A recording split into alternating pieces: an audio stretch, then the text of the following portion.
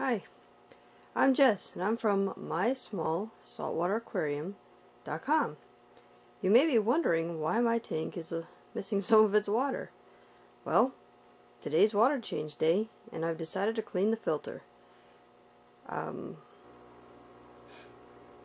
Okay, so here's the filter as viewed from the top of the aquarium, and the first step, of course, is to get it off of there. So what you want to do is turn it off and let all the water stop moving, and then you can carefully lift it off the back of the aquarium, and you can either dump the water back into the aquarium or dump it into the bucket, which I've already pulled the water, the old water out. Okay, so let's get that done, and I'll be right back. Okay, so here's our filter, and I have it on the bucket. This is the bucket that I use to change the water. As you can see, this is full of the old water, as the sediment is on the bottom, and then there's a couple of marks on there for 1 and 2 gallons. Being it's a 10-gallon tank, you only really want to change 1 gallon at a time. So these marks help make it easy to see when I'm at a gallon. Okay, so to take this guy apart, you basically have your filter media, which consists of this a plastic insert, and you have activated carbon inside this floss filter pack. So you can just put that down in there, and in fact, every time you change your water, you want to go ahead and rinse this off and clean off some of this detritus on here. But you don't want to use any water except for the one, like the water that you just took out of your aquarium. That's the best kind of water. You don't want to ever rinse it out in just fresh water or water from your sink, because then you're going to lose all your good bacteria. So we'll just let that guy float around in there, and that's fine. And then we'll take out the pickup tube here. And you can just see that salt creep, it'll flake right off. And then my particular filter, these two parts come apart. I might not be able to do it with one hand. But then when you look down inside this filter, this thing right down here is the impeller, and that will come out. Okay, it gave me a bit of trouble, but this is what it looks like. And with this, you want to clean off all this gunk. There you go. You can see it right there. You want to clean all that stuff off, and down underneath, yeah, that's full of stuff. Clean all that off. That can just sit in there. And then the last part is to take apart the energizer that comes. Oops. This part here is the energizer that makes the whole thing work. It magnetically interacts with the impeller down there to have the impeller spin, and that's what draws the water up into the filter.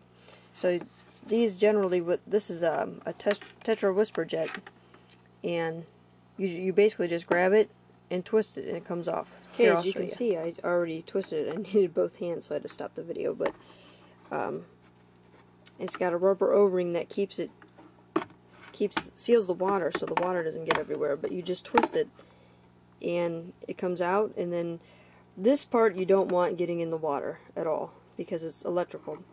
So what I usually do is just pull it off, and I'll throw this big filter part in there and clean out all the junk down in there, and then I'll use a Q-tip and clean down inside. Okay, got the energizer apart, and as you can see, that's got all kinds of nasty stuff in there. So we just use you can rinse it out like in your kitchen sink, get as much of that junk out of there as you can, and then use a Q-tip and get the rest of it out of there. But you don't want this part to go in the water. Everything else can. And you just, use your hands, your fingers, whatever, and clean this out, get all the salt creep off of there. It also builds up on the bottom.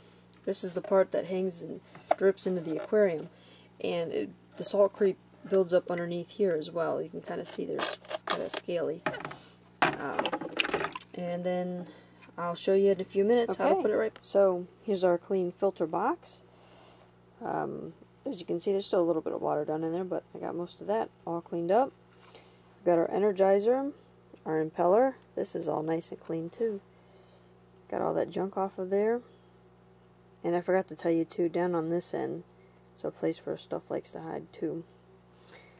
Okay, then you got your filter media, which we rinsed off, and our pickup tube, all nice and clean.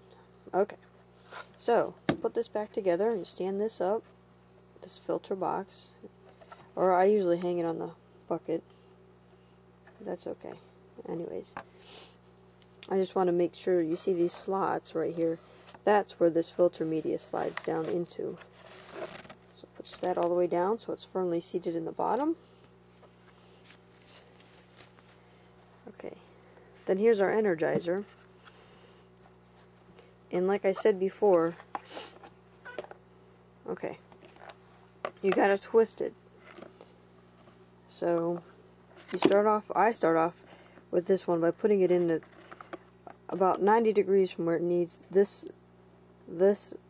thingy here needs to be in here, in this little notch. So I push it in there, and I'm probably not going to be able to do this with the camera because I need two hands to do it, because it's kind of hard because it's got that O-ring, so it needs to seal. But anyhow, you just push that in there and twist it about 90 degrees and it locks into place.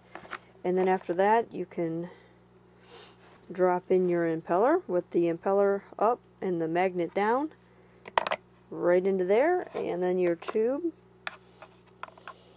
pickup tube, goes back on it, and that's all you have to do.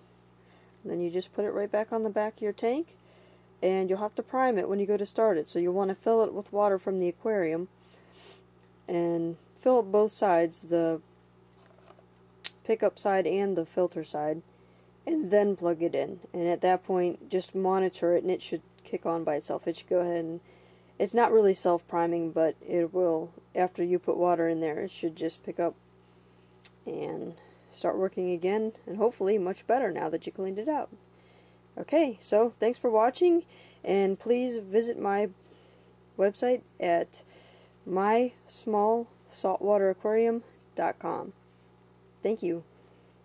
Oh, and rate and subscribe too.